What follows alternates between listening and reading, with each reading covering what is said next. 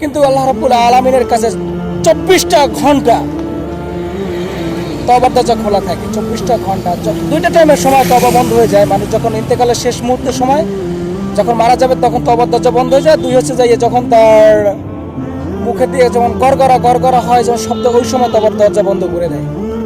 আমরা যারা পাপ করি না কেন, যত পরিমাণ পাপ করি না কেন, রবের কাছে যদি একবার যদি বলি যে আল্লাহ আমাকে ক্ষমা করে দেন, আল্লাহ তো ক্ষমাশীল দয়ালু, সে অবশ্যই আমাদেরকে ক্ষমা করে দেবেন।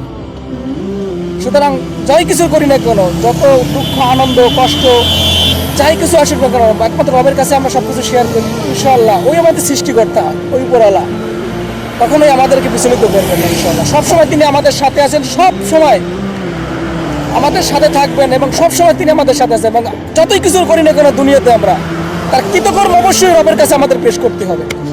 সুতরাং দুনিয়াতে ভালো আমল, ভালো কিছু করে যাওয়ার চেষ্টা করি আমরা সবাই, যাতে পরকালীন জীবনটা জানি সুখী হয়।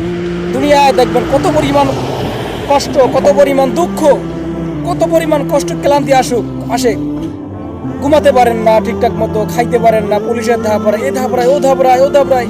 একটা কথা মনে রাখবেন, সেদিন কিন্তু হিসাব উল্টে যাবে, সেদিন হিসাব উল্টে যাবে, ঠিক আছে?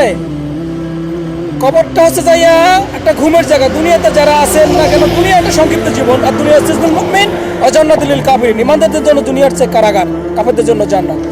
ইনশাআল্লাহ ঘুম দেবেন কবরে যায় যদি মুমিনদার ব্যক্তি হন।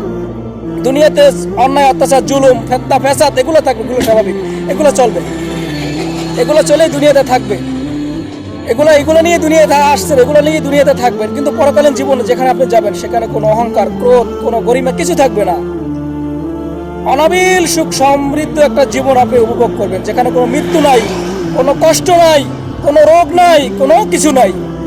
সব কিছু মহান রব্বুল আলামিন আমাদের জন্য করে রাখছেন। আমরা রবের কাছ থেকে, আল্লাহ আমাদের জন্য অনেক কিছু করে রাখছেন, কিন্তু আমরা রবের কাছ থেকে কিছু নিতে চাই না। আল্লাহ রাব্বুল আলামিন বলেন যে আসো, ফিরে আসো আমার দিকে, তুমি ফিরে আসো, আমার ভালোবাসা তুমি ফিরে আসো। কিন্তু আমরা রবের ভালোবাসায় ফিরে আসি না, আমরা যাই শয়তানের ভালোবাসায়। শয়তান বলে, শয়তান প্ররোচনা দেয়, শয়তান মানুষকে খারাপ কুমন্ত্রণা দেয়, এই শয়তানের প্ররোচনায় আমরা সবসময় থাকি। সবকিছু মহান রব্বুল আলামিনের প্ররোচনা থাকা প্রত্যেকটা মানুষের জন্য বাঞ্ছনীয়। আল্লাহ রাব্বুল আলামিন তার দিনের সহি বুঝদান করুক।